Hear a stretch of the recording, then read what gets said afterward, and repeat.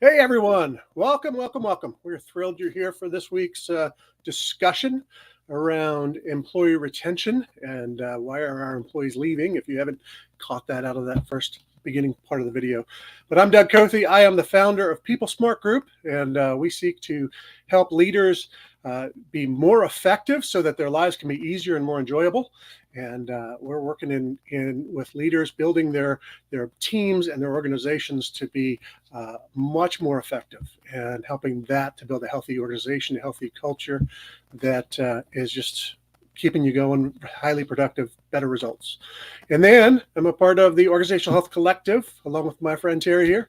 And that group is for those of you who are consultants, coaches, internal practitioners in this space of organizational health, trying to build healthy organizations. And we work together to grow and to be the best practitioners we could possibly be, but also networking together to help share work when we need to, pull in each other when we need help on something, and just grow together through that network. And so that's a great group to be a part of as well.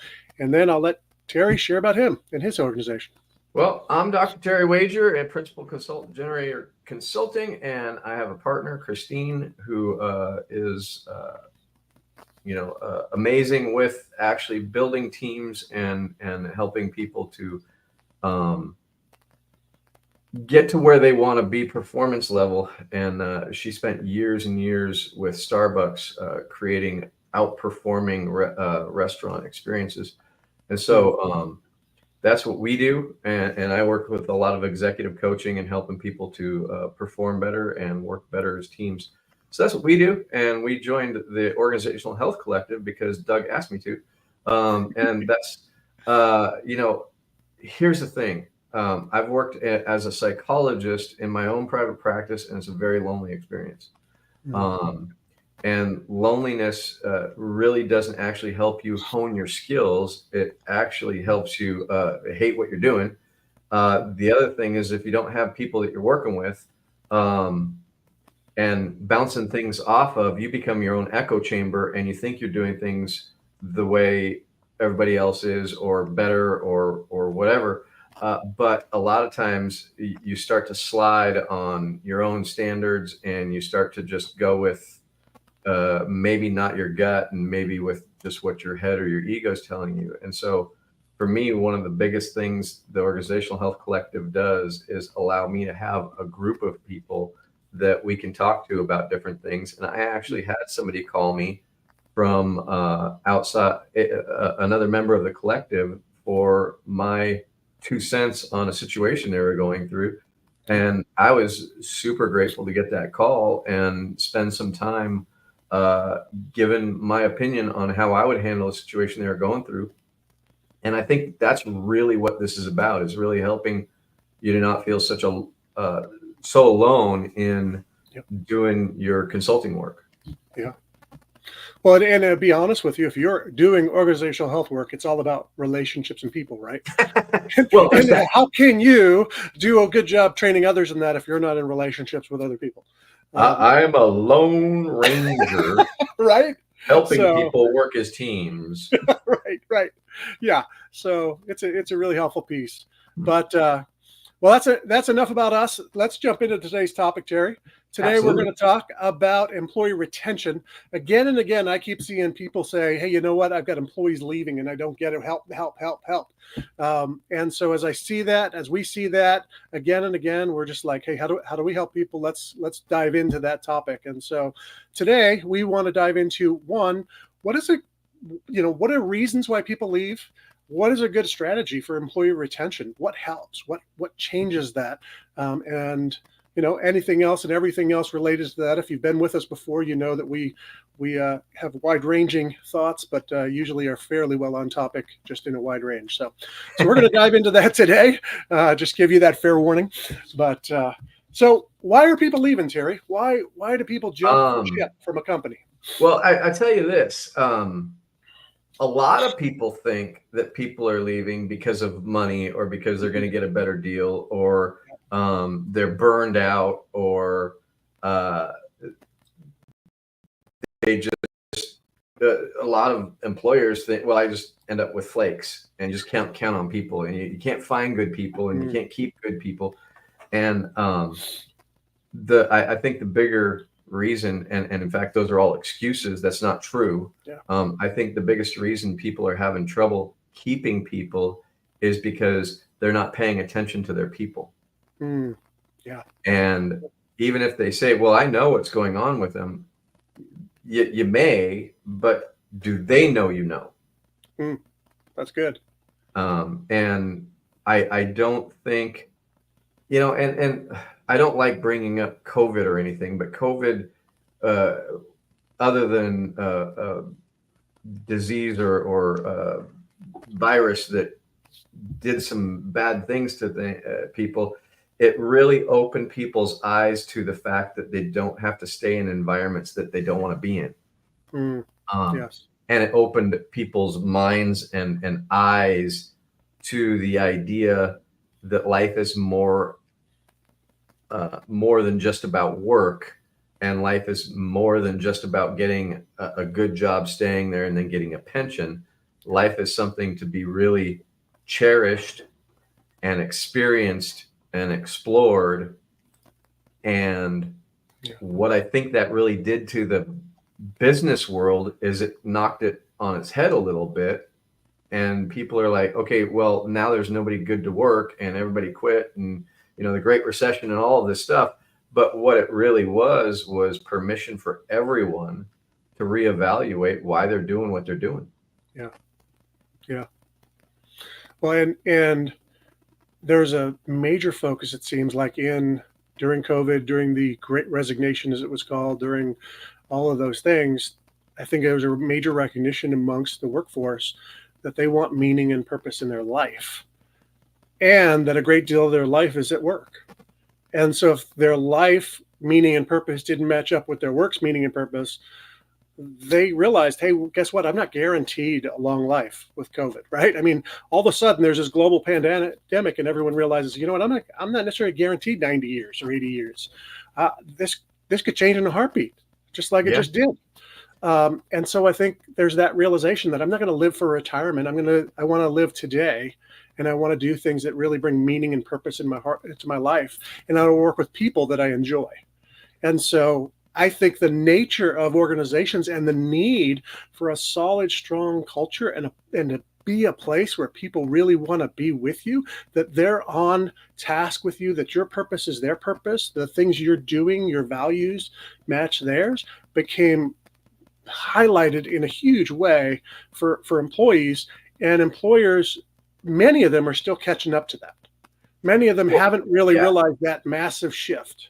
Well, yeah, and I think that also there was a lot of bubble burst about people who thought that they were comfortable in their position and they'd be able to be retired, and then businesses uh, went through supply chain issues, and they Mhm. went through the ability to actually be in their positions or their buildings or whatever, and um, the massive reductions in different businesses letting people go all over the place. So there was the recession where people were quitting, but there was also a lot of businesses letting people go. Yeah. And so now I have no idea if what security was, I'm having it threatened by the disease or the virus. I'm also having it threatened by the business closing down, or the business going bankrupt, or the business deciding that they're going to cut a certain group out because it really doesn't make sense anymore because they've lost their bottom line numbers. And Mhm. so more than anything, uncertainty is winning this game, and I am really certain that I don't want them to be in charge of my certainty. Mm. Yeah. And so I'm going to take charge of my own situation, become a coach. I was kidding. But no, I think that a lot of people are like, okay, I can't count on my life, sure, but Mhm. I can't count on my work either. And I need to actually start thinking about how I Mm. make me my business, as much as, or at least if I'm going somewhere, make me as a hired gun type business person, that I can depend on my skills and my abilities, not just my job. Mm. That's good. That's good. Which leads to some of the reasons why people leave, right? I mean, because they're like, hey, you're not giving me room to grow and advance. You're not giving me room to continue to learn and grow. That's one that's been a big piece that's come out. People are constantly going, hey, if there's not an opportunity here for me to keep expanding my wings, then I don't want to be here because I want to be able to grow myself. So again, where's my security? It's not in, hey, I'm going to stick in this one job for the next 30 years. It's, hey, I need to know that I'm developing as a person, as a worker, so that if this job goes away, I can go somewhere else. Right.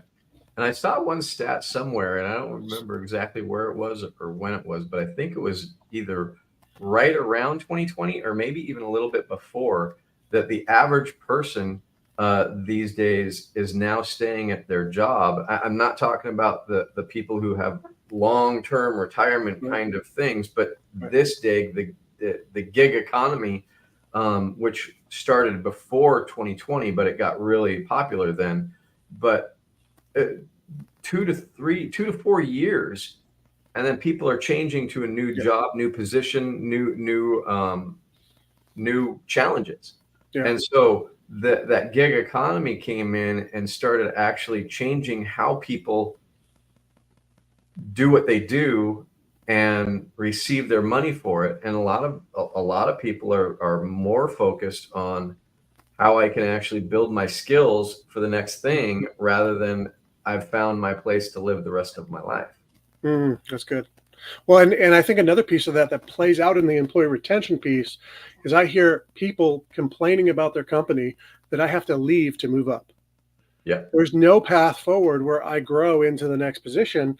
And so I have to leave. And I've seen a lot of people, they leave a company and then they come back at a higher level. And then they leave the company to go somewhere else and they come back at a higher level.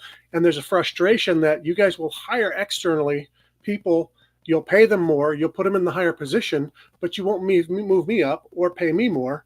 And so I've got to leave to be able to get to the next level, even in my own company. It's funny you say that because I was before I became a psychologist and before I was sober and doing all of those things, I actually worked for a restaurant chain, and it was a very, very good restaurant chain, very, very good company. I love the company, but I topped out, and Yep. they weren't willing at that point, probably because of me more than anything. They weren't willing to move me into a management role or move me into a higher payroll. And I did exactly what you're talking about. I went to another restaurant in town that was one of the best restaurants in the Portland area at that time. Yep. Dating myself, but they hired me for $1 more, and then I used that as a leverage to get back into the place I was that I really liked working. And I ended up with $1 more there too. And then I kept both jobs, but I was not willing at that point to stay in a place that wasn't paying me what I was looking for and not developing me, more than anything, not developing me the way I wanted to be developed. And I gotta admit, 100%, I was probably not the greatest person to develop at that time. They probably made a right choice, Mm. but Yeah. I did what anybody does when they want something and they're not getting it, is I went about and got my need met somewhere else. Yeah. My need, my Right. desire. And that's the thing, is a lot of people, if they're feeling unheard, they're going to go somewhere else. Yeah. Absolutely. And I mean, Wow. the management at that time didn't really have a discussion about what I needed to change. I did hear something about a bad attitude, but at the same time, you'd have a bad attitude too if you weren't getting what Yep. you wanted, right? And I didn't realize that was actually just a baby, and not really an argument to be able to actually move up and have more responsibility. Right. And so I think that there's definitely, on the employee side, a little bit of growing up to do sometimes, and a little bit of professionalism that needs to be paid attention to it. And on the other side, they need to be able to help you understand that. And I think Yep. that's a big piece that's missing from a lot of companies, is Mhm. knowing how to have a conversation with people. My microphone's in the way. but having a conversation with people about how to become the developed employee. Yep. And I don't think that the businesses really talk about that too much or have thought about it, Yep. but that's just as important a conversation as retention is. How are you as a company focusing on employee development so that you have the retention and you Yep. have the interest of the employees? And what kinds of things are in there that make employees go, you know what? Anywhere else I go, they're not going to develop me the way these people are, so I want to stay. Yeah. Yep. Well, and with that comes clarity of feedback, right? I mean, you've got to have a feedback mechanism. You've got to have clear communication with your people, and you got to be honest with them, right? If I'm failing in this certain area, I need you to tell me that so I can grow. If you don't tell me where I'm failing, how do I work on it? And if you don't tell me where I'm succeeding, how do I accentuate it? Right. And so that's that piece where it's like the lack of communication oftentimes is a killer because people are going, well, I don't know what's going on here. So, and I don't know the path forward and I don't know what you want from me. So I'm going to jump to somewhere where they tell me or where I can grow. And I'm going to stay on this drum pounding right now for a minute. Some of the things that happened to me when I was an employee were things like in critiques or coaching, they might even call it, the statements they would make is, you have a bad attitude. But they didn't tell me what a good attitude looks like. They didn't tell me what a team player looked like. They didn't tell me what I needed to actually change. The other thing that they did often, and not at the place that I was when I made a change to go into psychology, that place was really good. But the place before that, I also used to hear a lot of people are saying, right? A lot of people are saying this about you. Yeah. Okay, great. Who are these people? Because if you do that when you're actually trying to coach someone under you, what you do is you're not coaching them on how to change, you're coaching them on paranoia. Yeah. Yep. And I tell you what, the thing that made me more nervous and more difficult to be around when I was in those different cooking positions was sitting there concerned about who really thinks that about me, instead of what I'm supposed to do to grow into the person that you're looking for. Yep. And so, and I don't think that they were meaning to do that. I think it was well-meaning people that didn't know how to actually have a coaching conversation. And so they say, a lot of people are really feel like you're abrasive. Well, great. Who? Right. And by the way, I'm abrasive right then because now I'm defensive. Yep.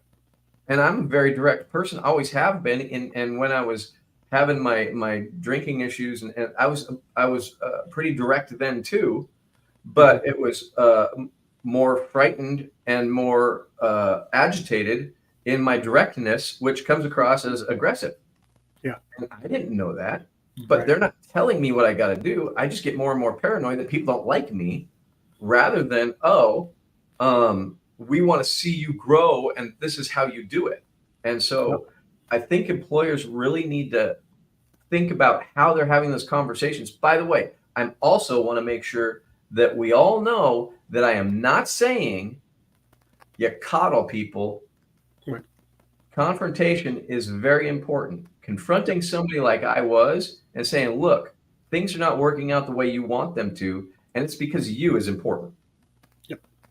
But now, not everybody thinks this. These are some specific situations that I saw that you did not handle well, that I want to help you handle better. Are you open to that? Yeah. That would have been so much better because I know what they're talking about instead of sitting there wondering who's around the corner saying stuff about me. Mm-hmm. Yep. And I know I'm not the only one. I know that this happens all of the time. I've heard it happen. Yep. And so we want, with the employers we work with, to really start thinking about, one, directness is important, but real tangible situations with teachable interactions in there to give the person the tools to handle it in a different way, rather than saying you got a bad attitude or people really don't think that you're getting along very well. Yep. Like that doesn't Yeah. work, and it happens over and over and over again. Yeah. Yeah. So what I hear you saying is, one, anonymity doesn't help me at all because it makes me question everybody. Two, That's vagueness doesn't help me at all because I don't know what to change. You're just giving me this vague picture rather than these real specifics of, hey, in this situation, it would be better if you did X, or in this situation over here, I saw you respond like this. You need to respond differently. I wonder how much of that comes out for leaders and managers, more so the people who are managing people, right? How much of that comes out of their own lack of understanding? What do I want from this person? One, who is the person, and what are the areas I want to see them grow, and what would that actually look like? So that I'm actually thinking through specifics as I watch them, as I work with them, so that I'm now ready to actually turn around and go, hey, these are the things I desire for you. These are the ways I see you doing well. These are the ways I see you falling short. And this is the growth pattern I want to see happen in your life to get you there. But we're not that specific. We're very just vague, and it's a feeling. It's like, oh, well, you kind of acted a little bit rough with this person or that person, and you just got to cut that crap out. right. You don't talk to people well. What? Yeah, What does right. that mean?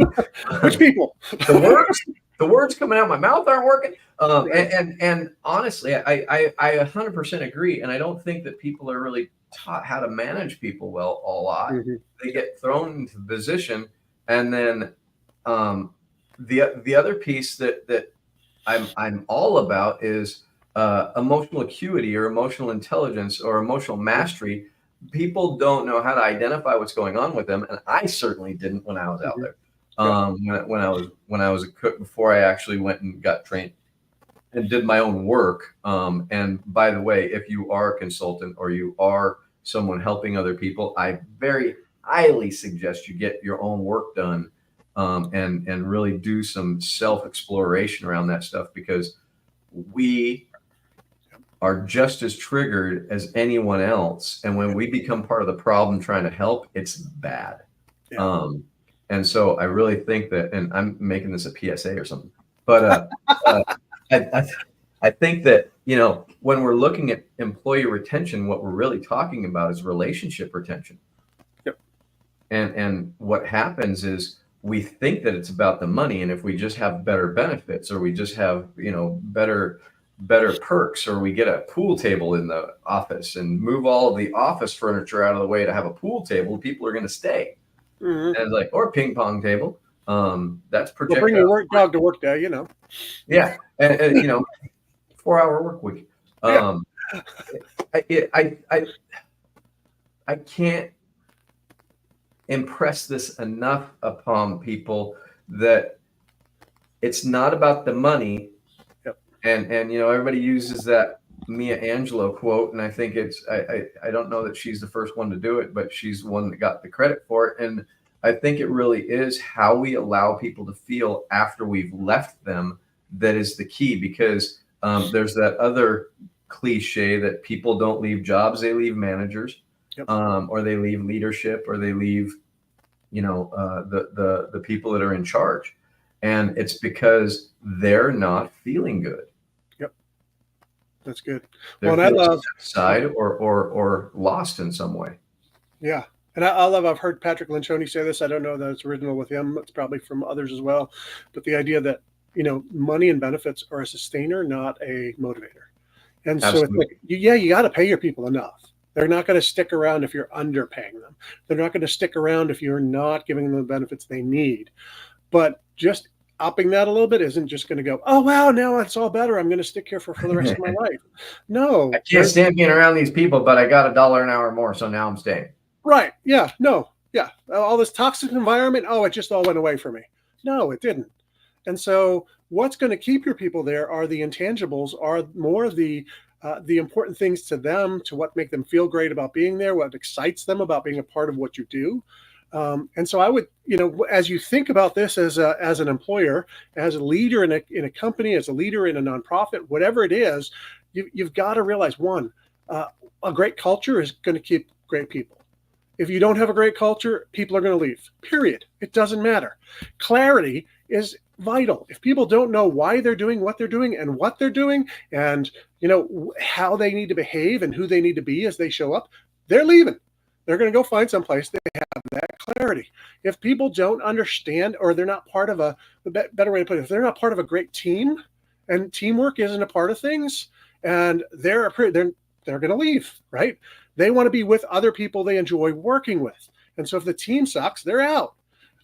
Next, if they're not appreciated, they're out, right? I mean, there's simple things that are intangibles that people need to want to stick around.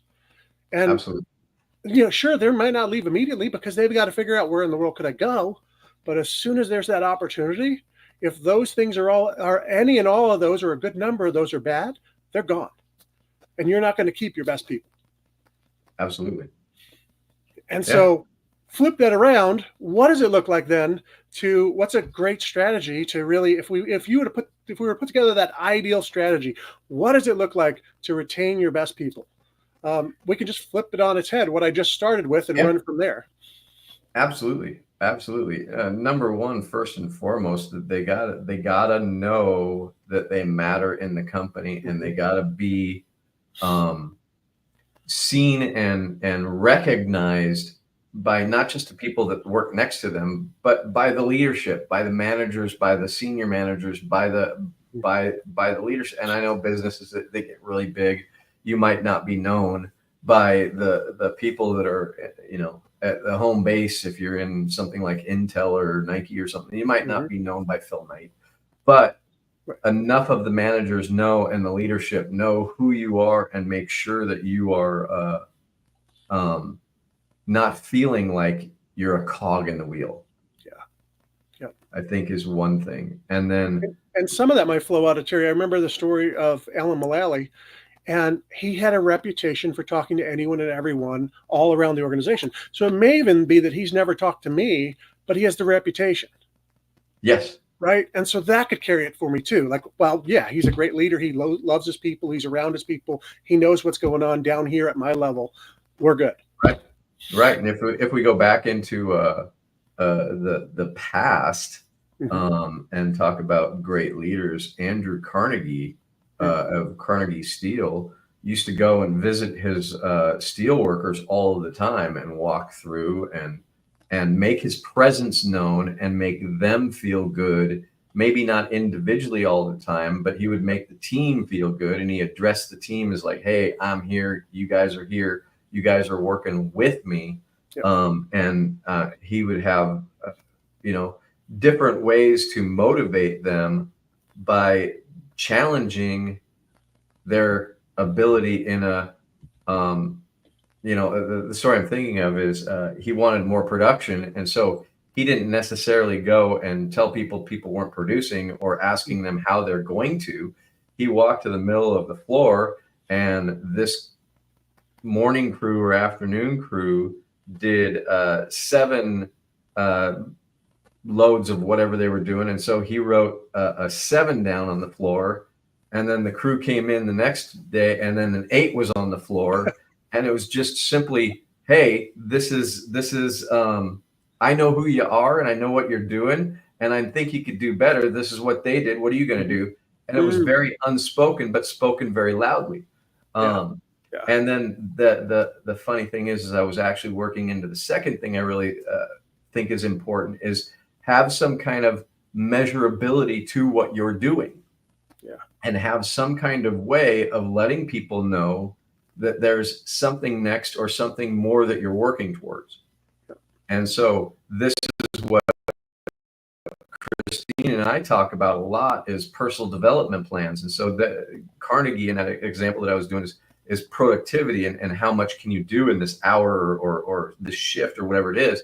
But really where we go is, especially this day and age where it's the information age, is like, okay, how do you want to grow? And can we put some kind of measurable steps in the process of what you're doing? And I think that that's really a second important thing to get employees really excited about where they're going is, are you learning a new skill? Are you developing a new routine? Are you able to increase your productivity? Yep. something to that effect that makes you look at what you're doing as a scale up event, not just going in and hitting a button. Yep. Yep. That's good. I love the things I heard in there. I'm just going to highlight them as one. I think I love what you said about Carnegie, and I think this is true of Mullally and other great leaders. Is there was a sense of a we, right? He's down on the floor with his people, and it's we are accomplishing things. It's not, hey, you guys are here to do what I need you to do. It's we're accomplishing something, and so it's the goal's bigger than the leadership. Two, they're there challenging their people, right? Not and not in a way that's like, oh, you guys suck, you need to do better, but in a way that says, I think there's more to you. I think you can do greater stuff than this. I think we together can do greater stuff than this. And then I love the at the end there, you brought it back around as well to individually, I want to see you continue to grow. I want to see a path forward for you. And it's great that a good deal of that should probably apply to their path within your company, but there's got to be room for as well. I just want you to grow as a person. So I'm going to go with who you are. And there's going to be some things you grow in that don't actually apply here, but there's going to be a lot that applies here. And let's just help you grow to that next level. And well, part of that's you see people, right? Part of that's you know them. And then you care. And you care about what's important to them and where they want to go. And then you're also care about, hey, we want to take you and grow you to the next level, because guess what? That's best for our company. It's best for you. Both Absolutely. interests matter, not just the company. And so it says to me that I'm not just a cog, like you said, I'm actually a person, and you actually care about my needs just as much as the companies, not at odds with the companies, but with the companies. Absolutely. I think that the third thing that is really important, and people overlook it because all of the little pieces of everything that needs to get done, they overlook talking about why things are important. Yep. And when I don't know what I'm doing, or I don't know why I'm doing what I'm doing, I should say, I know what I'm doing.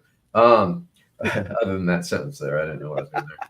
But if we don't know why we're doing what we're doing, and there's no relevance to what we're doing, we start to feel worthless. Yeah. And we start to feel like our time isn't being respected or appreciated, or our contribution isn't there. And what happens is, I was talking about the idea of that button. I'm sitting there pushing the button. I don't know why I'm pushing that button. If I have a reason why I'm pushing the button, I will be much more likely to be pushing the button. Or the image that came to mind is, you got the hole in the wall that's leaking water. You put your finger in there and you're like, okay, why am I doing this? Well, because all the water's going to come if you don't. Well, what does that matter to me? Yeah. And how does me doing this benefit everybody else? And it's like, all I know is if I pull this out, I'm going to get a bunch of water on me, and I better run because it's going to all come down. But how does that actually benefit? And when am I going to be able to pull my finger out, or am I just here to plug the hole for the rest of my life? Right. Yep. And this is kind of what I think about when somebody's feeling irrelevant, and there's no manageability, and I end up being, oh, well, that's just the guy in the corner holding it so it doesn't leak. Yep. Well, yeah, but no, he's an integral part, but we don't care about him. Right. And it's just what, we feed him once in a while. and I think, I think, he doesn't get breaks for anything else, though. No. It's a lowly existence there. And I think that's how people start feeling, is like, I have no real purpose. Yeah. I don't get any relief. Nobody pays attention to what I'm doing or why I'm doing. Nobody's told me why I'm doing this. And so I don't know why I'm here. Yep. And then they leave, and then everything falls apart because that was an integral piece, but nobody's really explained it. And so I think it's really important that we do make sure that people are seen for even the small things.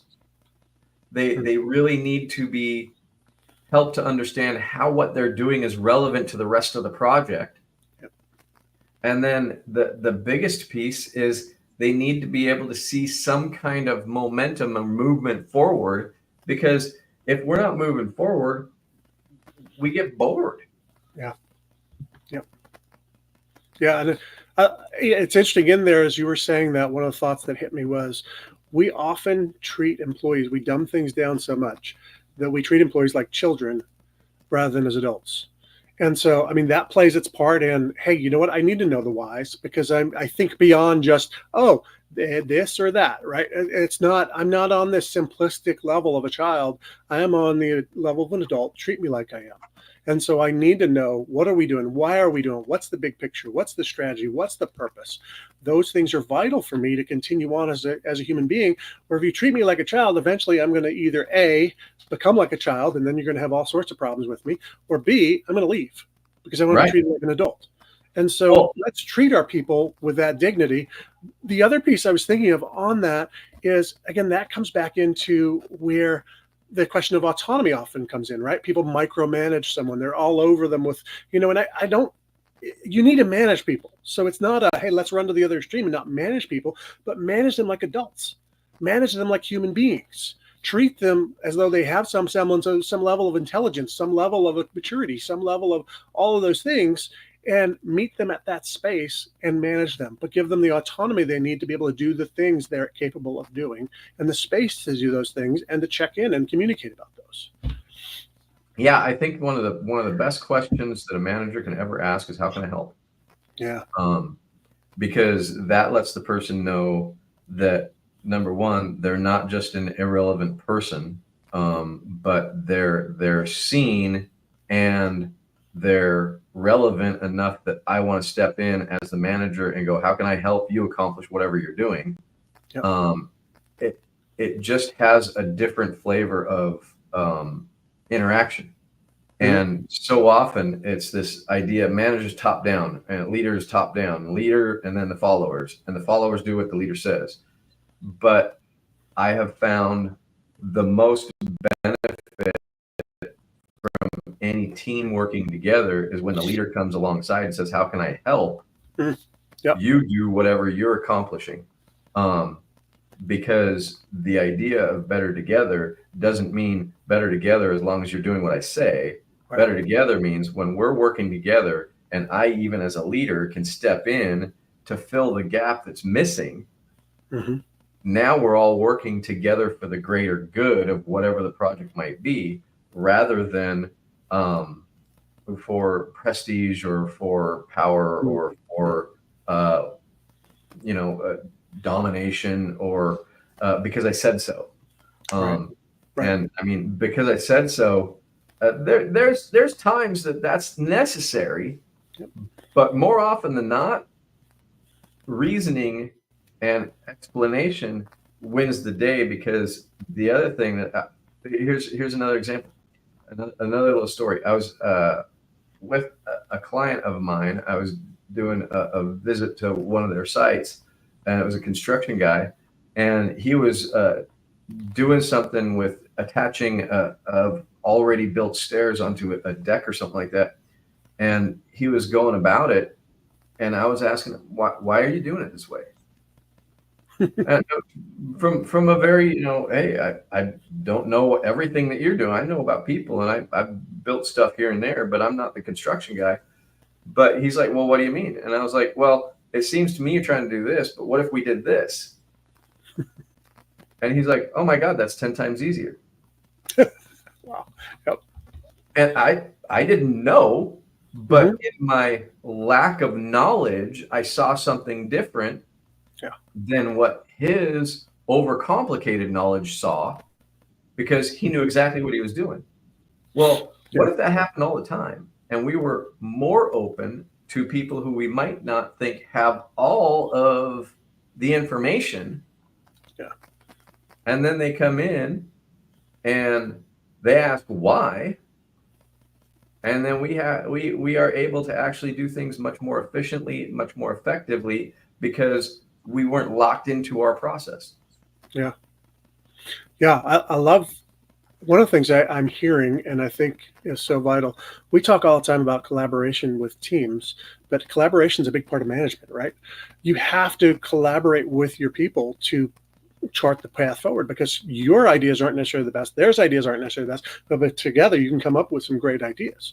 That's why we think a team is great. That's why we want a team that actually has that vulnerability and that openness and the humility to be able to process and work through things together well, with some good ideological conflict, to get to the best spot.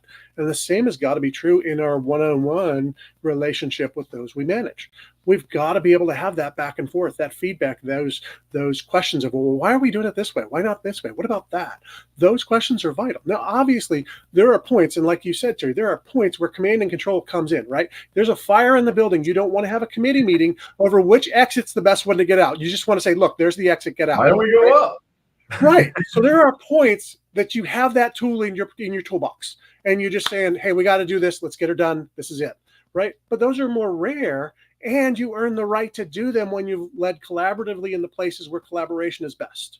Absolutely. And Well so said. you build that trust, you build that energy of your people, that when it does come time for that command and control moment, they're all on board because they trust you. They know that you make a distinction between those moments, and you want their opinion when you can ask for it. And when you can't, they know. They're like, hey, this is cool. We're good. You'll ask my opinion on the next thing that we can talk about that way. But right now, I just need to do what you said. Absolutely. And the greatest thing that I have seen is when people actually are open, and shoot, I started doing that by accident because I used to always think I had the answers. Maybe I still do, but I've convinced myself I don't think that all the time now. But I used to blurt out stuff and then be either contradicted or beat up for whatever I'm saying. And so I learned earlier, and maybe this came from my dad, is like, better not to open your mouth and look a fool than to open it and remove all doubt. And so I started, instead of declaring things, and I remember the last time I did it, that was just like the sting of stings, because somebody asked me the difference between a PsyD, which I hold as far as a doctorate, and a PhD. And I was with a supervisor who had a PhD. And I was like, oh, well, the difference is that the clinical PsyD is this and the PhD is this. And he's like, you don't know what you're talking about. And I was like, well, that's what I was told, is that what's being said in my house, in my head. And meanwhile, I'm like, and then he said, what I said about PsyD was exactly his experience of what he did for his PhD. And so I was like, oh, interesting. So how would I have reframed that so that I can actually give my opinion and not look like an ass? And it turns out, feel like one more so, right? From what I've heard or from what I've understood, this is what, but I don't have all of the answers. I have what information I've been given. Well, now I've given an opinion of what I believe based on the information I've given, rather than this is right and now I'm wrong. Yeah. And so I remember that so vividly, and it was during my internship. Probably the first couple of weeks I was in my internship with a new supervisor that says, no, you're wrong. Like, oh, I'm stupid. And it's like, I just, the wind got sucked out of my sails, and it was just terrible, and I was dead in the water. And he pulled me aside later and said, you don't always have to have an answer. And sometimes it's better to ask questions. Yeah.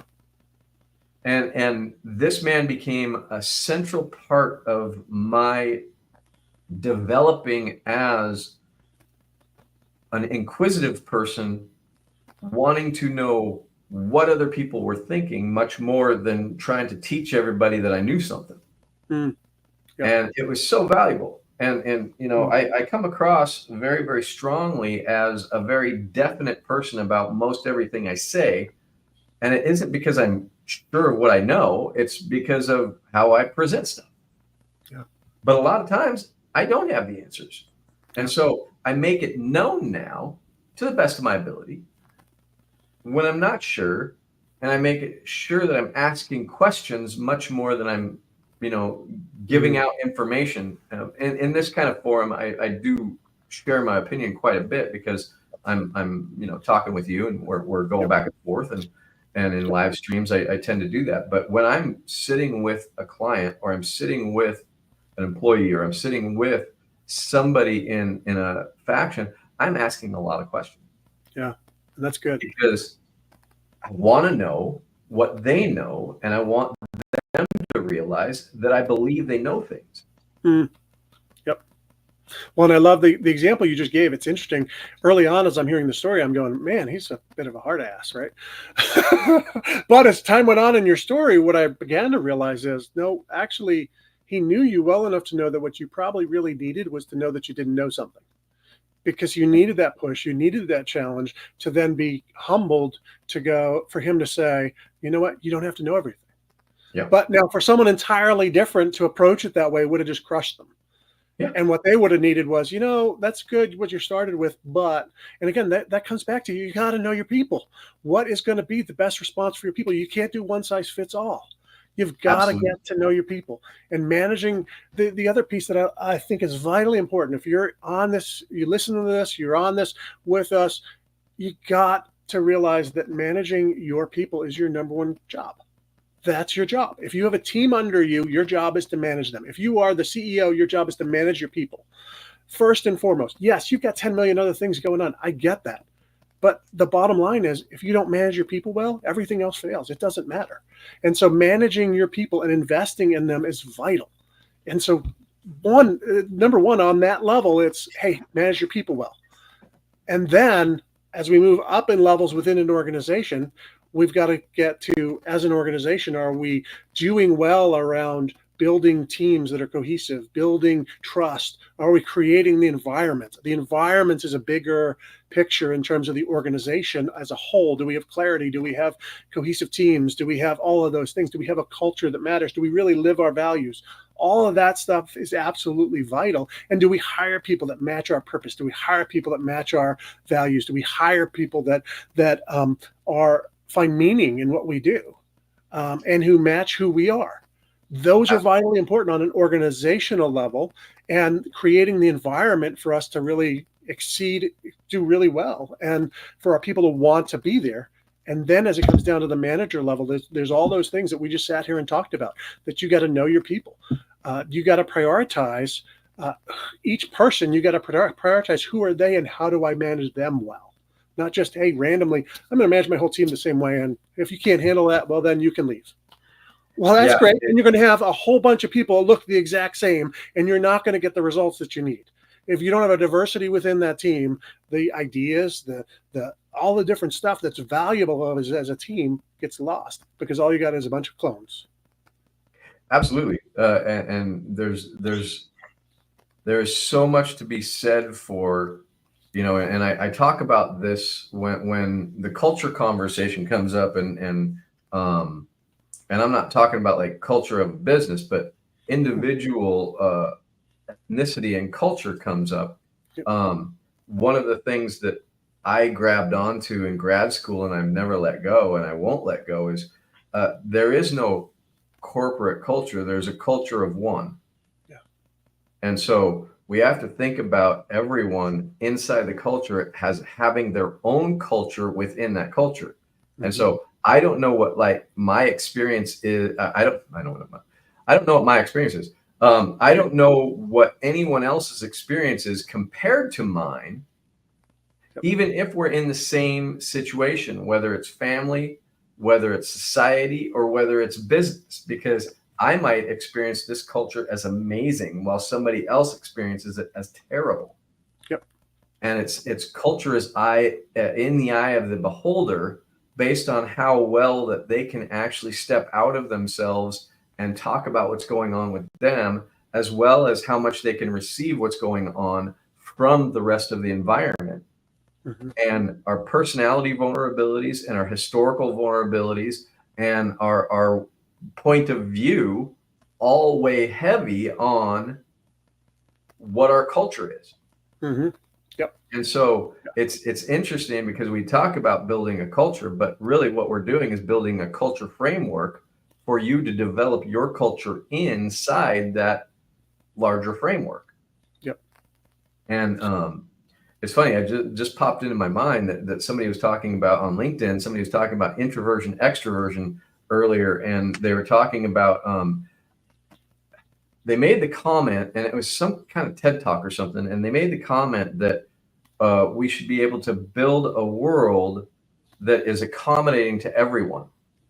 And I was like, that is a terrible idea, because that honestly, for me, that's almost the idea behind psychological safety, is accommodate to everybody's needs. And then we create a whole lot of coddling there. And what we really got to do is create adaptive people and be very, very good at coaching people in an adaptive way, so that everybody can walk in and become more adaptive and work into an environment without being crushed by it.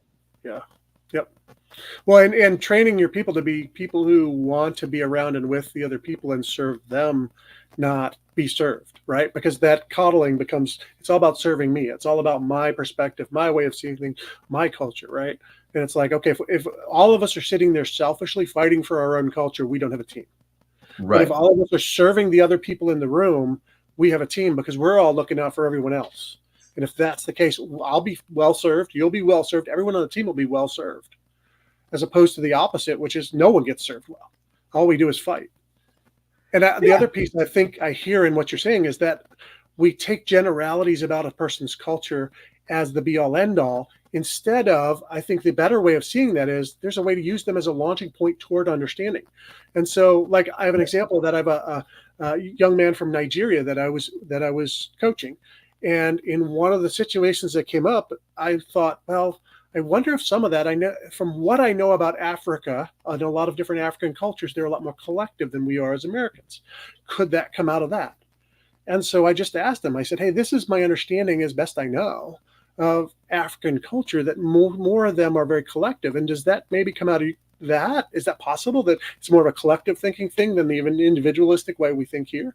And he was like, yeah, but, and so he got to educate me and take me further into what else was going on there, rather than me just assuming that's what I must be right.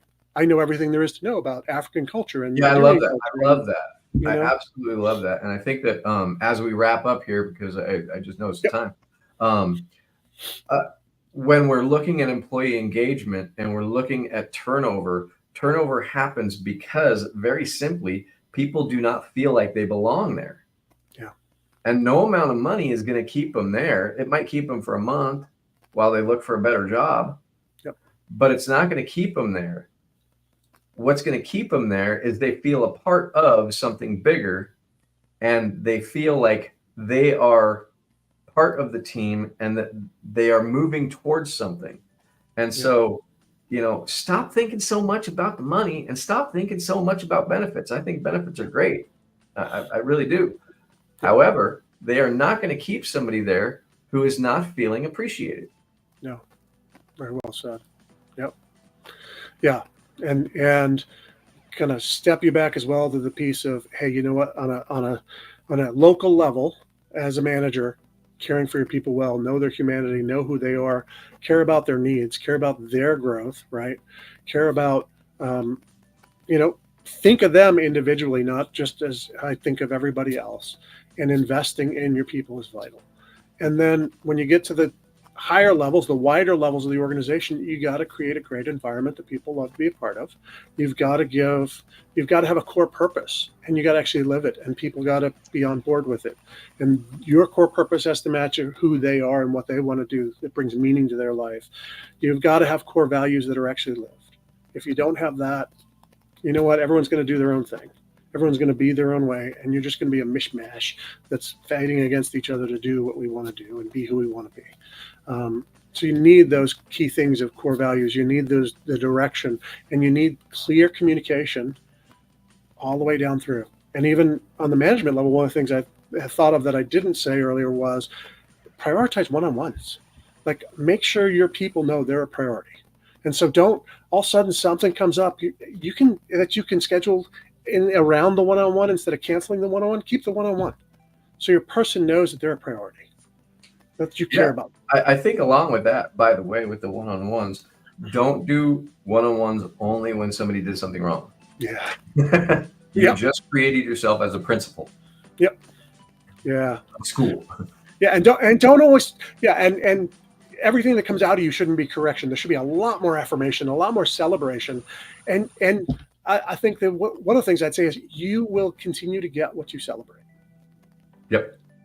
and you will continue to get what you hold accountable.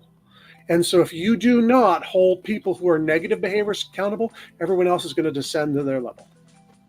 But instead, if you hold people accountable and then you celebrate what you really want out of people a lot and often, they're going to continue to live up to that and live into that. And I think your Andrew Carnegie story is a great example of that. Of like, hey, you know what? He thinks we can get 8. I think we can do 9. Forget that 8, right? And it's Yep. just like, hey, people are motivated. They're exciting. So, well, thanks for joining us, everyone. Next week, we're going to have a week off. We're both traveling, and so we won't be able to pull this off next week, but we will be back the following week, and we would love to see you then.